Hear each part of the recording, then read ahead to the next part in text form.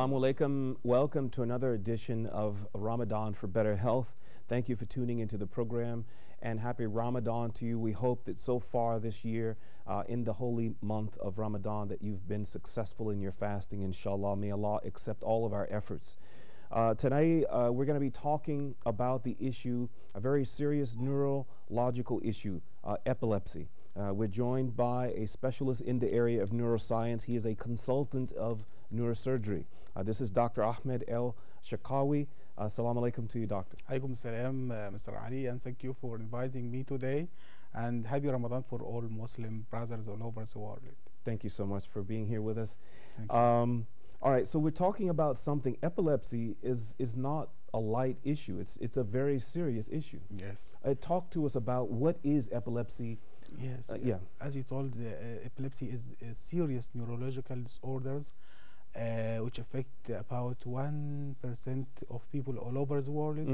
That means that about 65 million people all over the world suffers from epilepsy. Epilepsy is characterized by frequent epileptic seizures. These seizures range from brief periods of lack of attention to a more vigorous shaking, during which the patient may be hurted due to hitting by something hard or like this. Yeah. Epilepsy has so many causes and so many types. We can broadly classify epilepsy into two major types. The first type, which constitutes about 60% of all epilepsy, which is convulsive type. Convulsive. Which means that the patient has convulsions, means there's shaking of muscles of his body. And during this attack, he may lose consciousness, and this attack is followed by about a few hours of lack of muscle tone. He may become flaccid for weak, not able to move. Yes, he is not able to move for a few hours. After that, he gain his power and his consciousness. The second type, which is non-convulsive type, which constitutes about 40% of all epileptic patients. The patients may have loss of consciousness, but the muscles of her body is not contracted and not shaking during this attack. It has also many types, like atonic epilepsy, absence epilepsy, which occur most commonly in children. The patient may, for few minutes, lack attention for only 3 or 5 minutes. After that, he can regain consciousness again, and he is not aware that he has epileptic. So the sufferer from epilepsy, in these mild cases, they're not aware of what they've experienced. Yes, he doesn't know what happened to him after regaining consciousness from this epileptic attack. Okay, so so far you said there are 3 types: convulsive, people who have these seizures, violent movements, and they could hurt themselves or others. Non-convulsive, and is there a third category? Yes. The third is absence epilepsy. Absence of epilepsy. Okay. All right. Let's talk about the causes. Can it be introduced by the environment or diet, or is it only hereditary? We can classify epilepsy also into primary or genetic epilepsy, which means that the patient acquire him by genetics from hereditary causes from his relatives due to abnormal genes in his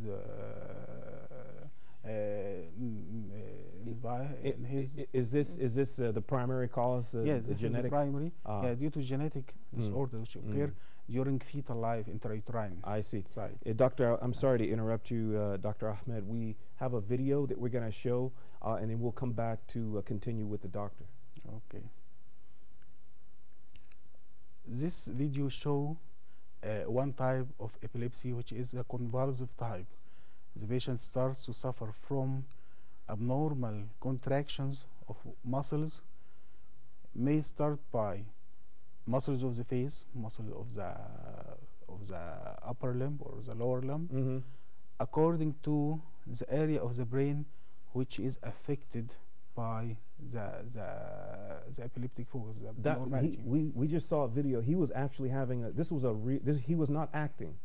Yes. This was a real epileptic No. seizure. Yes, he is not acting. He is Mm. real convulsive fits. The patient lose consciousness and starts to contract, or there is some abnormal contractions of muscles, maybe start in the face, or the upper or the lower limb, and this is due to abnormality in the electricity of the brain. The brain maybe abnormally have an area or focus of abnormally hyperactive cells.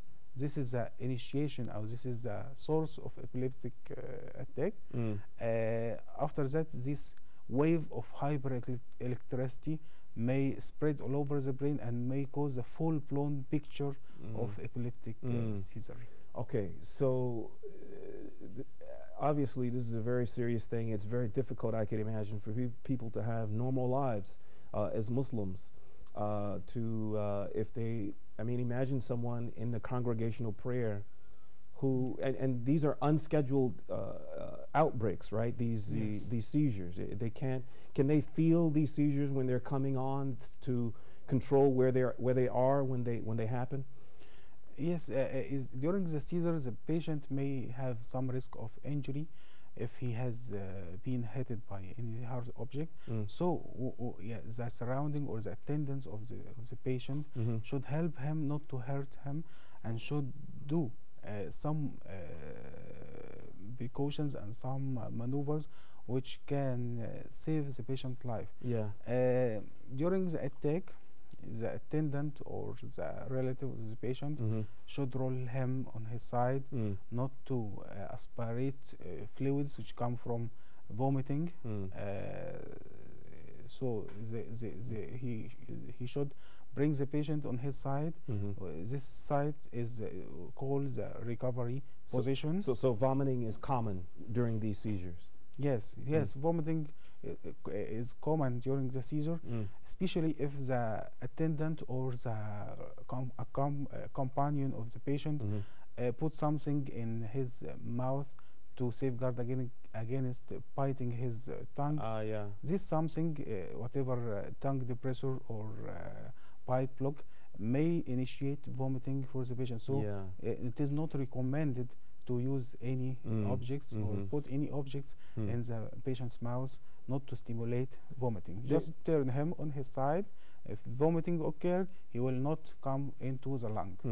You know, when we feel hungry, we have a sensation in our bodies, and we know that we should go eat or relieve ourselves in the toilet. We have the sensation. Do they have any sensation, any feeling in the body before the seizure comes, or does it just happen upon them without their... In some types of epilepsy, patients may have some sort of symptoms, mild symptoms, which occur, like smashing, dropping of the angle of the mouth, like tingling in the or numbness in his arms. This is a sign that it could be coming. Yes, and after a brief period of time, he will go through the full-blown picture, but he cannot prevent it. Yeah. Wow. All right. So let's talk about the treatments, the different approaches that doctors like you and your colleagues. How do you treat patients who have epilepsy? Treatment depends on the type of epilepsy the patients have. If the epilepsy is due to organic cause or a specific cause in the brain, like tumor, like hemorrhage, like any vascular disorders, like AVM, aneurysm in the blood vessels of the brain, we should treat the cause first to alleviate the epilepsy. But in the first type of epilepsy, which have no specific cause, we should start by medical treatment, drugs. Drugs, there are two lines of treatment by drugs. We can use drugs to alleviate or to abort the attack, like sedatives and hypnotics, which drugs or vials that make the patient go to sleep, and the other types of drugs which the patient can take to prevent or to delay the attacks. And there are many different types of drugs the patient can use. And fortunately, about 70% of patients can be controlled. 70%? Yes, can be controlled on drugs. Wow. Oh, that's a very high rate of success. Yes. If they take the tablets, they can live a normal life without. Yes. Yeah, but in this remaining 30% of patients which can be controlled on drugs, there is another lines of treatment like surgery. As I said before, if the patient have brain tumor and this is a cause of epilepsy, we can, after removal of the brain tumor, the epilepsy will go away. And if there is blood collection in the brain, after removal of it, the epilepsy can also go away.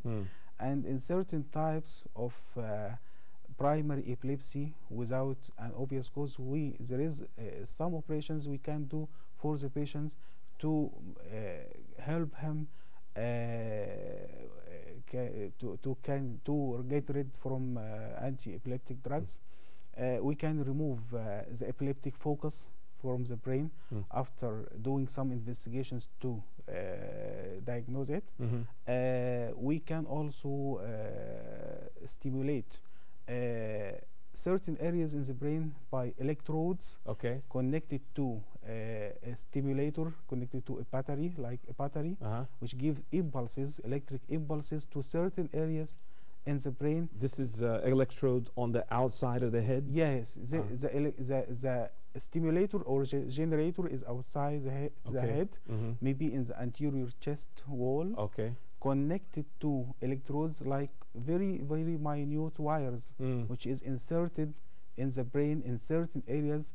If we give certain impulses by a specific voltage, we can successfully control the fits without treatment. Wow. Or even the drugs which the patient can take, we can decrease the Dr. Ahmed, I'm very optimistic. I mean, it sounds like there's a lot that you can do to intervene to stop these epileptic seizures. Yes. All right, so we'll take a short break right now and continue the program with our doctor. He's a specialist in neurosurgery. We'll take a short break and then come back to finish out the program.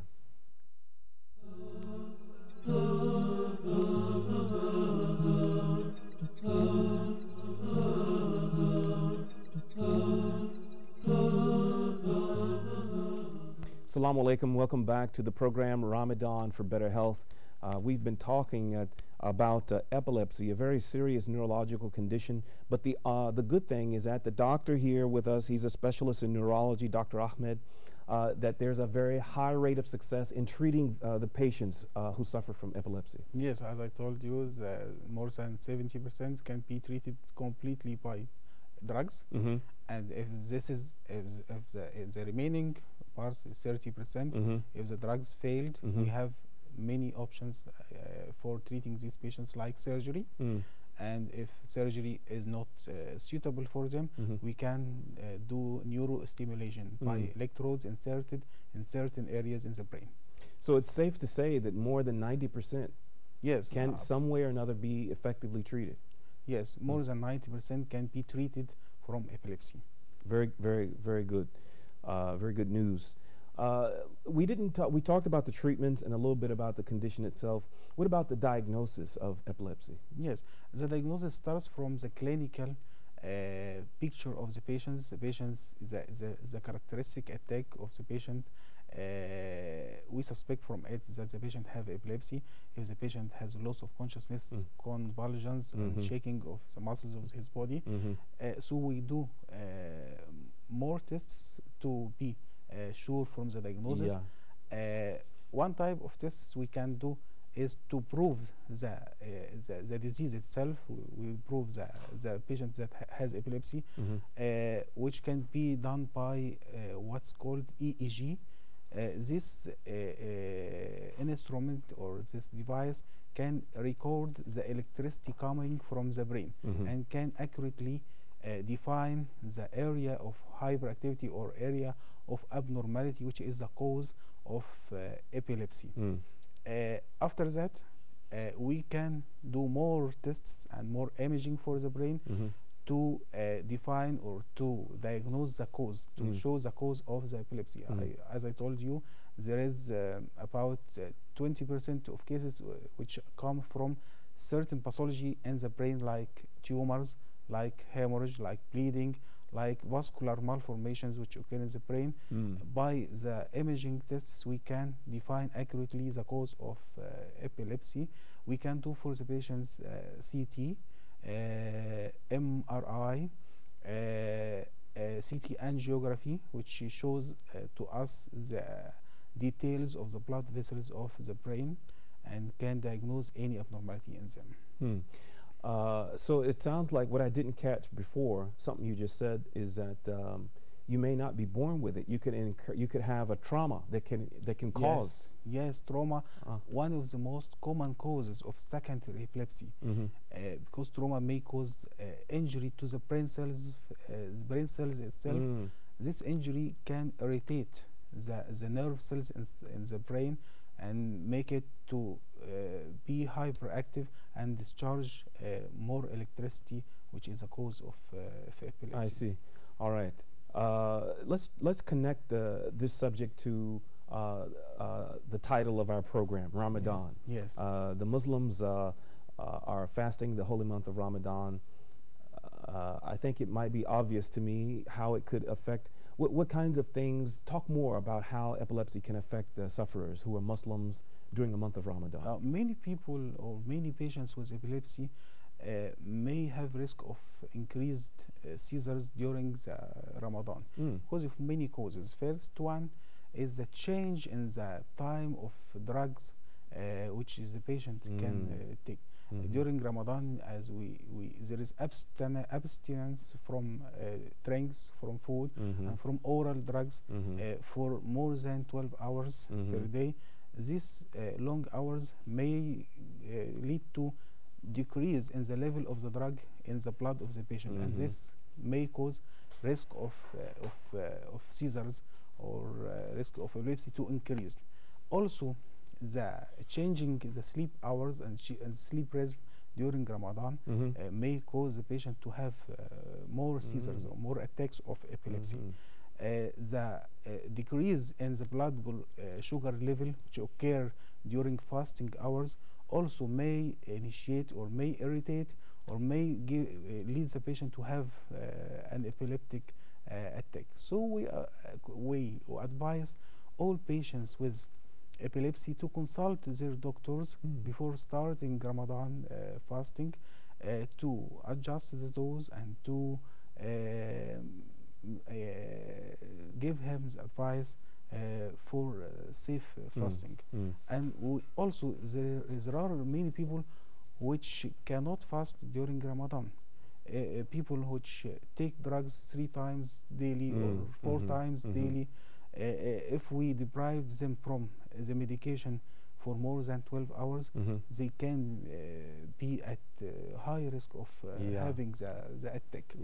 So in these patients, we advise them not to fast because of fasting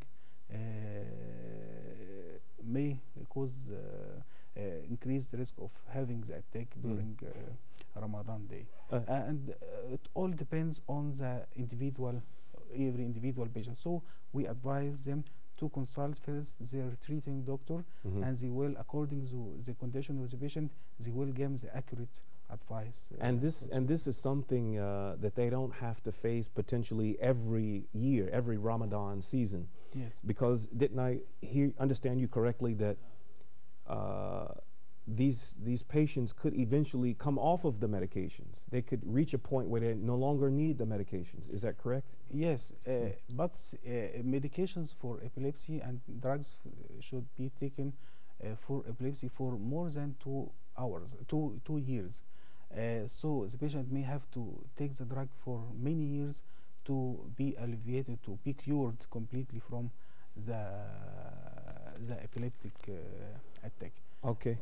We have a phone call now. We're joined by Dr. Mukhtar Mahdi. He's a pediatrician, a pediatric surgeon. He's going to be talking with us. Assalamu alaikum to you, doctor.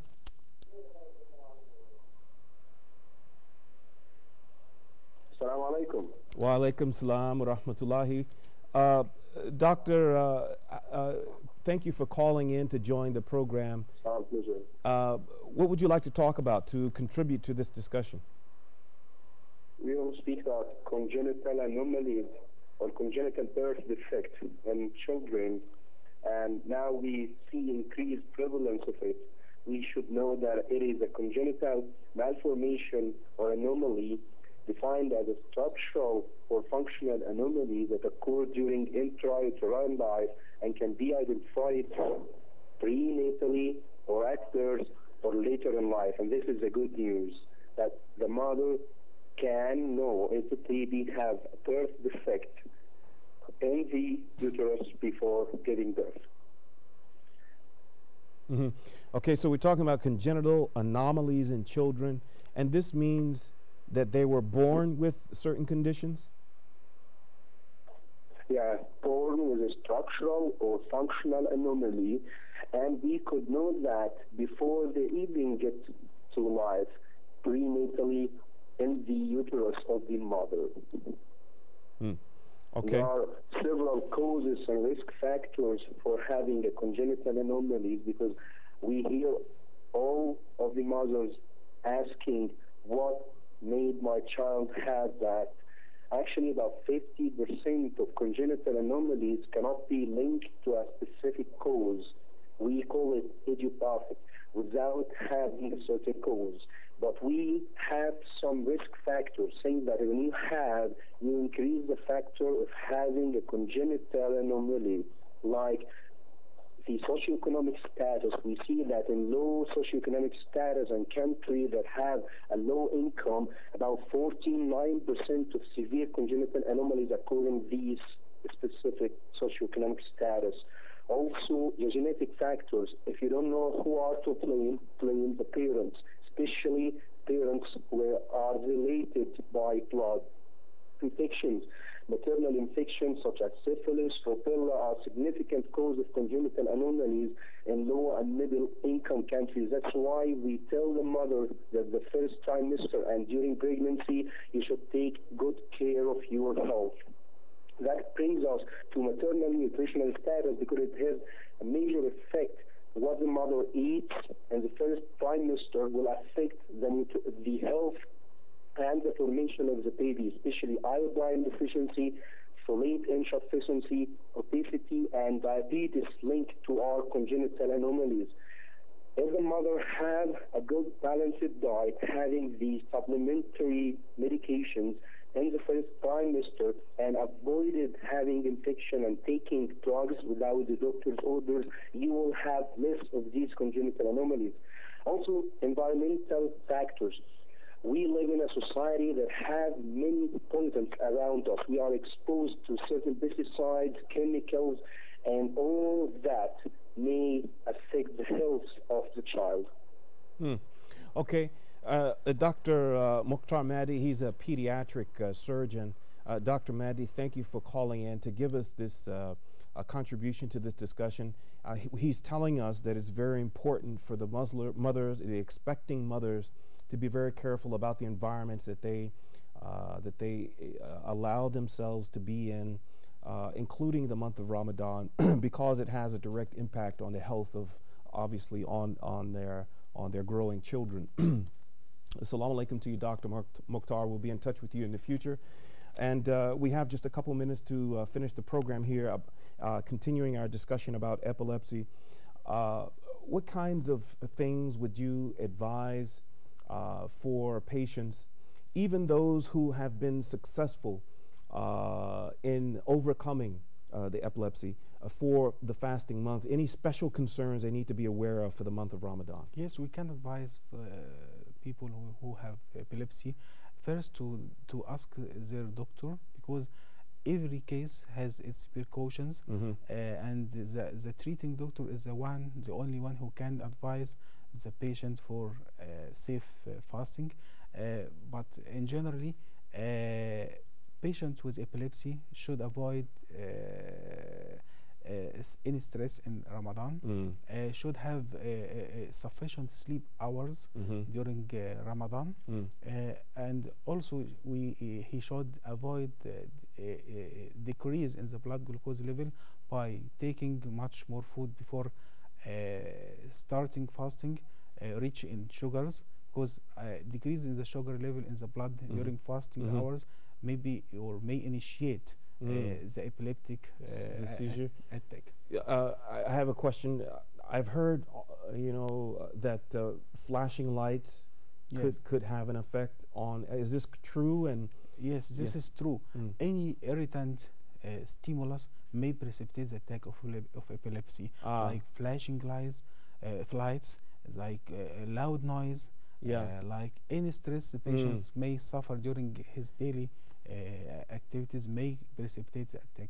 So this is something to be aware of when celebrating the Eid holidays and the month of Ramadan. There are lots of lights, especially fireworks that are being, and this kind of thing. So be careful according to. And we appreciate you, Dr. Ahmed, for joining us. He is a consultant in neurosurgery, Dr. Ahmed El Shakawi. We will end our program for tonight. Inshallah, we'll be back to continue our program, providing information to help you have a more fruitful and successful fasting month of Ramadan, inshallah. Assalamu alaikum wa rahmatullahi wa barakatuh.